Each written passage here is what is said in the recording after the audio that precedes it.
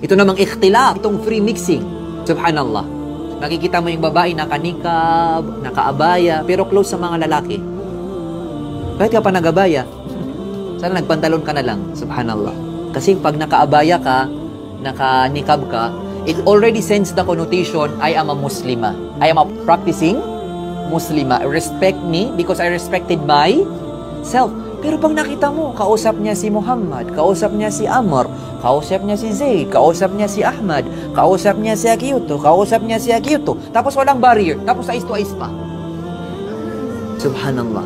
Anong natirang haya? Nakita nitong babae? Paglalakad pa lang niya, nahihiya na siya. Kung hindi lang siguro, kailangan na kailangan, siguro yung mga babae hindi na siya makikipag-usap sa kanila. Kaya kami nakipag-usap sa'yo kasi kailangan na kailangan. Itong mga babae ngayon, tabi-tabi, ay, brother, hanggang saan yung exam? Ala, wala ka nang matanungan na ibang sister? Dito ka talaga nagtanong sa lalaki? Wala ka na talagang choice? Subhanallah. Tapos utusan pa, brother, pwede mo i-xerox sa akin, tapos dalhin mo sa dorm, room number 17. Ala, subhanallah. Or, isay mo lang, tapos ito yung messenger ko. Tapos yun yung simula, di ba? First door of the shaitan, and there's no going back.